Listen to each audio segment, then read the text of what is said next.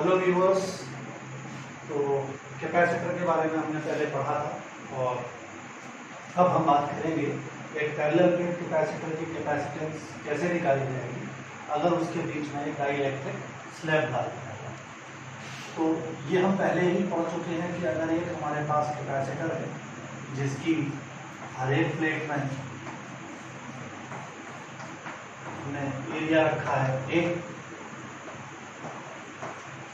Capacitor की plates के बीच का जो गैप रखा है वो रखा है d, और इस कैपेसिटर के बीच में हमने कुछ भी फिलहाल नहीं डाला है तो आप एयर या वैक्यूम मानेंगे। तो इस कैपेसिटर की जो कैपेसिटेंस निकल के आती है वो आती है ए एप्सिलॉन नॉट अपॉन। ये चीज़ पिछले वीडियो में आपसे बताई जा चुकी है। अब हमारा कंसर्न ये है कि अगर हमारे पास एक कैपेसिटर है और उसकी प्लेट्स के बीच में हम कोई एक डाइइलेक्ट्रिक मटेरियल की स्लैब डाल देते हैं, ये कोई डाइइलेक्ट्रिक स्लैब है, रबर, प्लास्टिक, माइका, वुड, कुछ भी हो सकता है, इसकी थिकनेस T है और इसका जो डाइइलेक्ट्रिक कांस्टेंट है वो K है। तो अब इस कैपेसिटर की कैपेसिटेंस क्या हो जाएगी? तो कन्वीनियंस के लिए मैं इसको C0 से दिखा देता हूँ। तो यहाँ पर हम ऐसा लिख लेते हैं कि प्लेट एरिया जो है वो A है और प्लेट्स के बीच का gap, separation between plates is T है। और अब इसके बीच में ये डाइइलेक्ट्रिक आ गया। तो यहां पर हम पहली बात तो ये मेंशन कर देते हैं कि when slab is not there, तब क्या है, C0 is equal to A epsilon naught upon D. ये कहेगा स्लैब डालने के बाद में हम इस कैपेसिटर को चार्ज करने की कोशिश करते हैं। तो इस प्लेट पर पॉजिटिव चार्ज और इस प्लेट पर नेगेटिव चार्ज आ जाता है। ये पॉजिटिव चार्ज इस प्लेट पर डिस्ट्रीब्यूट हो जाएगा पूरी तरह से और ये वाली प्लेट पर नेगेटिव चार्ज डिस्ट्रीब्यूट। अब इंडक्शन होगा यहाँ पर और इंडक्शन की वजह से इस स्लैब में पॉजिटिव साइड पर एक पॉजिटिव प्लेट की तरफ जो फेस है उसमें एक नेगेटिव चार्ज आएगा और दूसरी वाली फेस पर एक पॉजिटिव चार्ज आएगा। तो अगर आप देखते हैं तो यहाँ पर हमारे पास ये गैप, यहाँ पर क्या है, फिलहाल एयर है, यहाँ पर क्या है, एयर, और बीच में एक मीडियम आ गया है। तो एयर के अंदर जो इलेक्ट्रिक फील्ड है उसको हम मान लेते हैं कि वो E0 है। तो यहाँ भी वो इलेक्ट्रिक फील्ड E0 होगा। मीडियम के अंदर क्योंकि ये डाइइलेक्ट्रिक स्लैब है तो इसके अंदर जो इलेक्ट्रिक फील्ड है वो हमने मान लिया है E। ये जो E है जो स्लैब के अंदर है, इसके अंदर दो कंट्रीब्यूशन हैं, एक the electric field generated by the plates और दूसरा electric field generated by the charge induced on the slab. तो अब अगर हम टोटल इलेक्ट्रिक फील्ड की बात करते हैं तो हम ऐसा मान लेते हैं कि E0 जो है that is electric field in air है और E जो है वो total electric field, total electric field inside slab.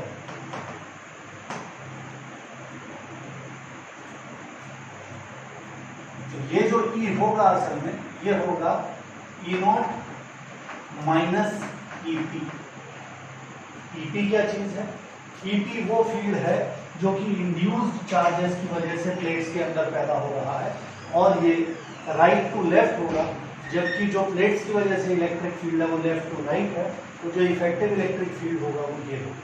तो फिलहाल हम इसको E लिख रहे हैं और डाइइलेक्ट्रिक कांस्टेंट की डेफिनेशन के अनुसार अगर हम चलें तो E को हम E0 बाई E लिख सकते हैं। ये दूसरी बात। अब अगर इस समय पर हमारी प्लेट्स के बीच में, कैपेसिटर की प्लेट्स के बीच में पोटेंशियल डिफरेंस हम V मान लेते हैं तो V जो होगा वो होगा V air plus V dielectric. Slab के अक्रॉस कितना पोटेंशियल डिफरेंस है, और एयर में मतलब यहाँ से लेके यहाँ तक सपोज V1 है, फिर यहाँ से यहाँ तक V2 है, फिर यहाँ से यहाँ तक V3 है, तो total potential difference V1 plus V2 plus V3 हो जाएगा। इसमें से ये इन एयर है और ये भी इन एयर है, तो V1 और V3 को हमने सीधे V एयर लिख दिया है, और V3 स्लैब के अंदर का है उसे हमने V डाइलेक्ट्रिक लिख दिया है। अब आपको ये फॉर्मूला पहले ही बताया जा चुका है कि E is equals to V upon L या V अपॉन R होता है, E equal to minus dV by dr। वहाँ से अगर हम एक्सप्रेशन को यूज करें तो हम एयर वाले इलेक्ट्रिक फील्ड को क्या लिख सकते हैं, E naught into T D minus T. किस लिए, E not is the electric field in air and D minus T is the gap in which air is existing between the plates. Dielectric के लिए electric field है E, और dielectric कितनी जगह में space occupy किए हुए है T में, तो V की वैल्यू ये बन जाएगी। अब हम अगर इक्वेशन नंबर 2 को यूज करें यहाँ पर, तो ये आ जाएगा D minus T plus E not by के इंटू, यूजिंग 2 हमने यहाँ पर एक्सप्रेशन बना दिया, और अब हमारे पास क्या आ जाएगा, V is equals to E naught into D minus T plus T upon T, where E naught is the electric field between the plates, और electric field in air between the plates of a capacitor कितना होगा। Gauss theorem में हमने पढ़ा था कि electric field होता है सिग्मा बाई 2 एप्सिलॉन नॉट। ये लेफ्ट वाली प्लेट जनरेट करेगी और इतना ही इलेक्ट्रिक फील्ड राइट वाली प्लेट भी जनरेट करेगी, तो जो टोटल इलेक्ट्रिक फील्ड होगा वो हो जाएगा सिग्मा बाई एप्सिलॉन। तो यहाँ पर हम ई नॉट के बदले सिग्मा बाई एप्सिलॉन नॉट डाल सकते हैं, ये हो जाएगा D minus T plus T upon के, और सिग्मा क्या चीज है, सिग्मा है चार्ज डेंसिटी, तो चार्ज डेंसिटी को क्या लिख सकते हैं, क्यू अपॉन ए, तो ये हो जाएगा Q upon A epsilon not D minus T plus T upon के, और ये आ जाएगा हमारे पास में बी, और यहाँ से हमारे पास आ जाएगा A epsilon naught upon D minus T plus T upon K is equal to Q upon B, और क्यू अपॉन बी हो जाता है सी, तो सी की वैल्यू आ गई ए epsilon naught upon D minus T plus T upon. तो ये हमारे कैपेसिटर की कैपेसिटेंस का फॉर्मूला हो जाएगा, जबकि उसकी प्लेट्स के बीच में डाइलेक्ट्रिक मौजूद हो। एक बार फिर से आप इस बात पर ध्यान दीजिएगा कि जो कैपेसिटर की प्लेट्स हैं, अगर ये वाली प्लेट पॉजिटिव है, ये वाली प्लेट नेगेटिव है, और बीच में हम कोई एक पॉइंट ले लेते हैं, तो इस प्लेट की वजह से यहाँ पर इलेक्ट्रिक फील्ड इस डायरेक्शन में आएगा, क्योंकि यहाँ रखे टेस्ट चार्ज को लेफ्ट वाली प्लेट राइट में रिपेल करेगी और नेगेटिव प्लेट इसको अपनी तरफ अट्रैक्ट करेगी। तो अगर हम यहाँ पर दो इलेक्ट्रिक फील्ड मान लेते हैं E1 और E2, तो ये दोनों एक ही डायरेक्शन में है, और इनकी वैल्यू होगी सिग्मा बाई 2 एप्सिलॉन नॉट और सिग्मा बाई 2 एप्सिलॉन नॉट, तो ये दोनों ऐड होकर के सिग्मा बाई एप्सिलॉन नॉट बना देते हैं। तो ये अलग से भी क्वेश्चन है जो कि इम्पोर्टेंट है कि what is the electric field between the plates of a capacitor, तो वहाँ हमारा आंसर आता है sigma by epsilon. This idea is important for variety of purposes, जो हम आगे डिस्कस करेंगे। अब ये जो रिजल्ट मेरे पास आ गया, that is the capacitance of a capacitor with a dielectric slab between its. अब हम थोड़ा सा एनालाइज करते हैं मैथमेटिकली कि इस रिजल्ट से हमारी कैपेसिटेंस के ऊपर असर क्या पड़ रहा है। तो यहाँ पर हमें मालूम है कि K की वैल्यू जो होती है वो मोर देन 1, अगर एयर या वैक्यूम की बात करें तो 1, अदरवाइज वो मोर देन 1। तो मैं फिलहाल अगर यहाँ K की जगह 1 डाल देता हूँ, if K is equals to 1, यानी कि प्लेट्स के बीच में एयर या वैक्यूम है, तो आंसर केवल A epsilon naught upon D आ जाता है, जिसको कि मैंने शुरू में C नॉट लिख दिया था, और यही हमारा established result. So this result is good. अब अगर मान लिया जाए कि K की वैल्यू मोर देन 1 आ रही है, तो इसका मतलब है कि 1 is greater than 1 upon T।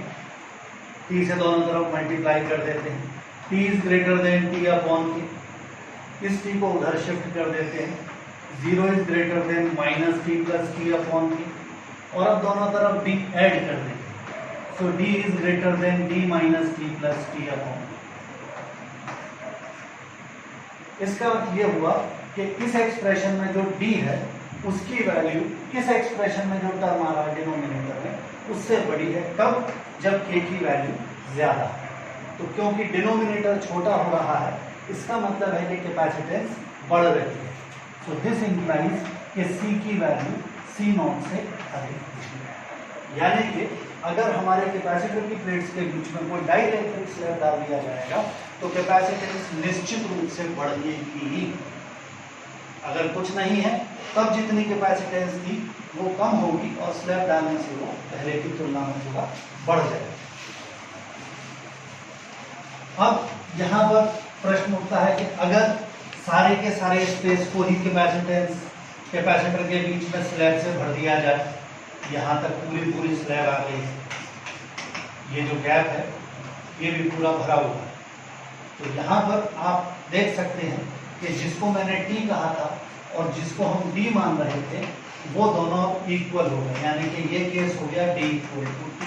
तो मैं इसी एक्सप्रेशन में D की जगह T डाल दूंगा तो A epsilon not D minus D plus B upon K हो जाएगा। ये कैंसिल हो जाएंगे, आंसर बन जाएगा A epsilon not K upon D। और क्योंकि K की वैल्यू मोर देन 1 होती है तो ये जो वैल्यू निकल के आएगी वो आ जाएगी C equal to C0 K। That means K is equal to C upon C0। ये भी एक डाइलेक्ट्रिक कांस्टेंट की डेफिनेशन बन गई। और क्योंकि K की वैल्यू 1 से बड़ी है तो C की वैल्यू C0 से बड़ी है। तो यहाँ से भी आप डाइलेक्ट्रिक कांस्टेंट को डिफाइन करते हैं। It is the ratio of capacitance between of a capacitor with dielectric between its slab and the capacitance of same capacitor without dielectric slab between its plates। तो यहाँ से भी आपका डाइलेक्ट्रिक कांस्टेंट डिफाइन हो जाता है। तो इस तरीके से आपके पास कुछ एक केसेस आए। एक यहाँ पर और महत्वपूर्ण बात है कि अगर मान लिया जाए कि हमारे कैपेसिटर की प्लेट्स के बीच में एक से ज़्यादा डाइलेक्ट्रिक डाल दिए जाएं, उदाहरण के लिए मैं आपको ये कह देता हूँ कि ये कैपेसिटर है, प्लेट्स के बीच में गैप D है और यहाँ पर मैंने 2 स्लैब डाल दी। इन स्लैब के डाइलेक्ट्रिक कांस्टेंट अलग अलग है, इनकी थिकनेस भी अलग अलग है, तब मेरा रिजल्ट क्या हो। तो अगर आप चाहें तो पूरा डेरिवेशन कर सकते हैं। मैं फिलहाल आपके फायदे के लिए डायरेक्टली आपको रिजल्ट बता देता हूँ। A epsilon naught upon D minus यहाँ आ जाएगा T1 प्लस T2 और यहाँ पर आ जाएगा plus T1 upon K1 plus T2 upon K2। ये आपका रिजल्ट होगा अगर कैपेसिटर की प्लेट्स के बीच में 2 स्लैब आए। अगर 3 आएंगे तो यहाँ 3 टर्म, यहाँ भी 3 टर्म, और अगर पूरा स्पेस अलग अलग से भर दिया जाए तो ये 2 टर्म आपस में कैंसिल हो जाएंगे, because summation of all these will cancel out. तो तब सिर्फ ऐसा टर्म आपके पास बच जाएगा, यानी कि if we have a large number of plates filling all the space between the plates of a capacitor, तो ये T1 upon K1 plus T2 upon K2 up to Tn upon Kn तक चला जाएगा और इस तरह से आप कैपेसिटेंस निकाल सकते। So we have already discussed that C is equal to A epsilon naught upon D minus T plus T upon K होता है।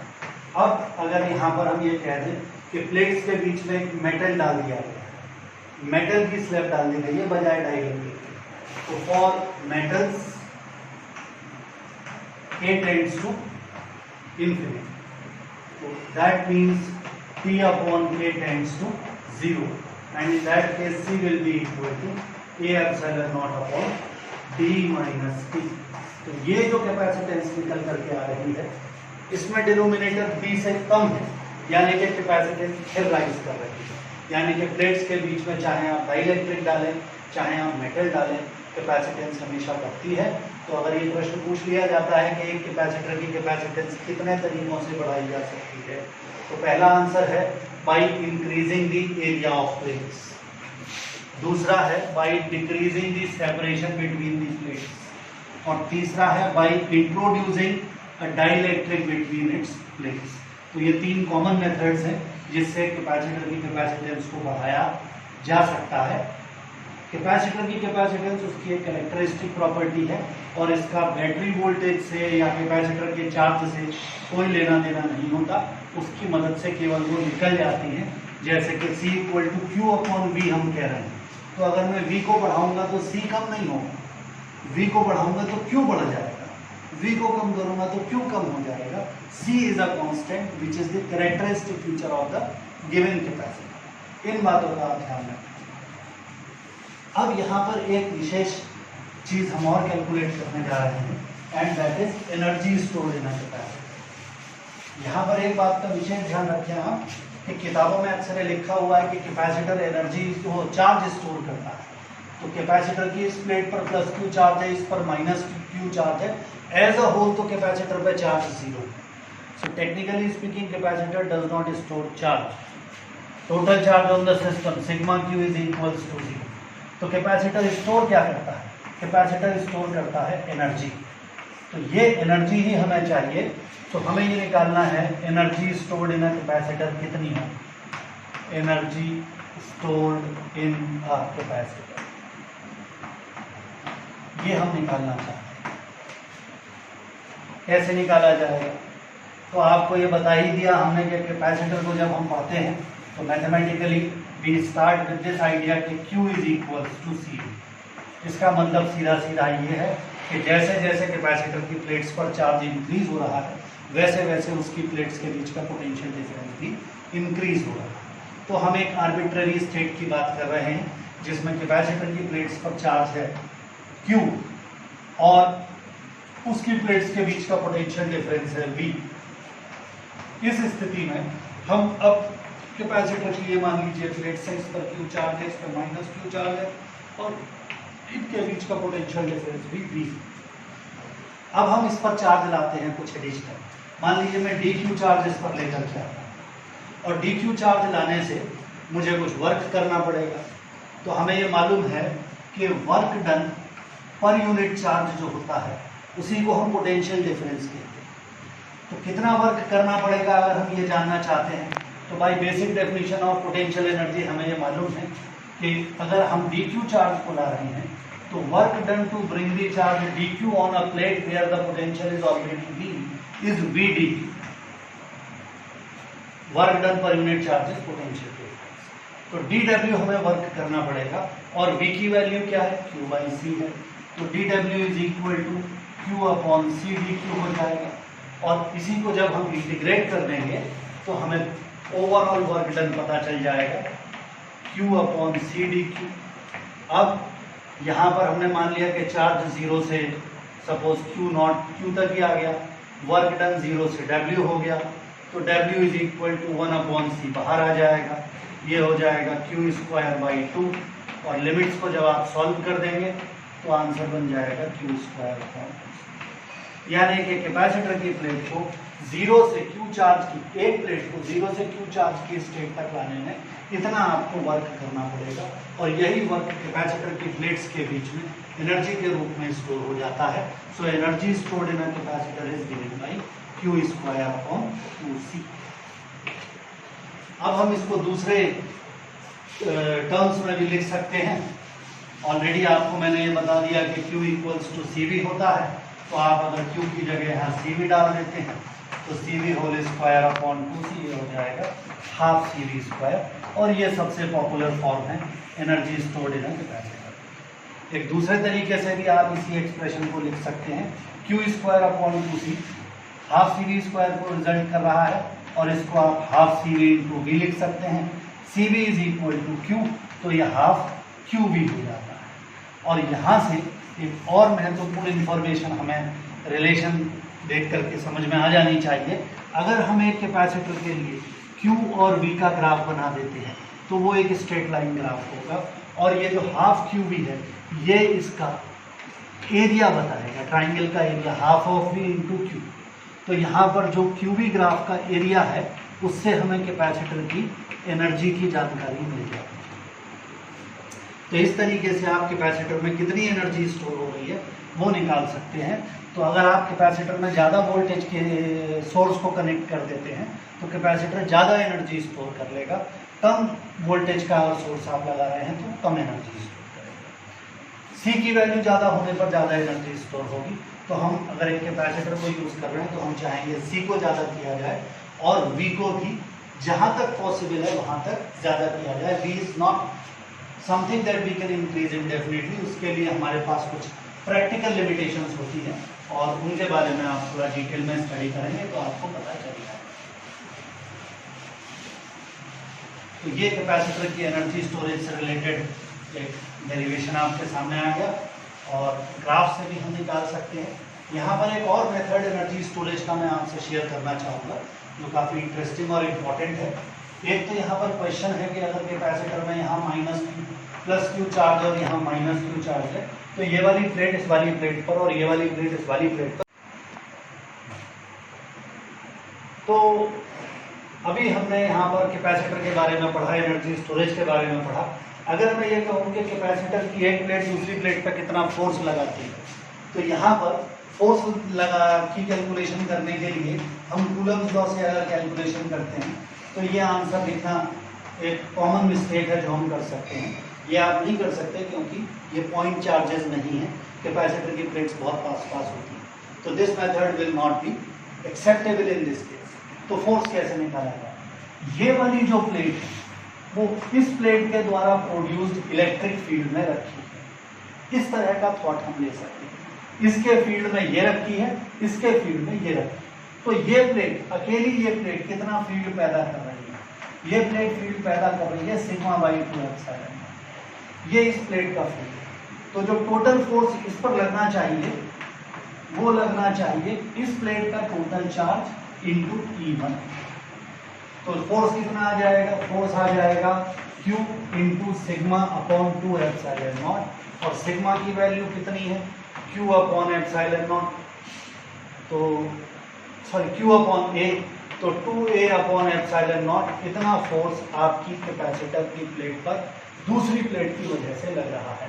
The same would be the answer because of this plate a force act on this plate having the same magnitude. तो वो action reaction का pair भी आप कह सकते हैं। ये प्लेट इस पर इतना फोर्स लगा रही है।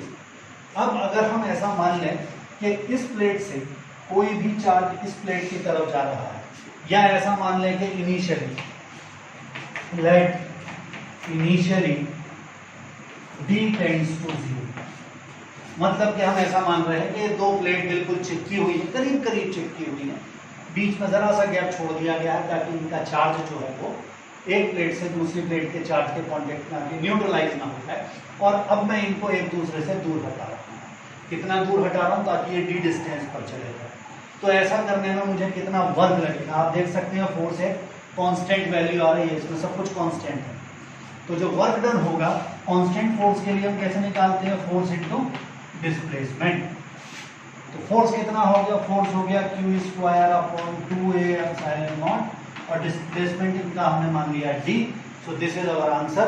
अब आप यहाँ देख सकते हैं we can again write this answer as Q square upon 2A epsilon naught upon D and this is the capacitance when the plates are D apart and each plate has an area A।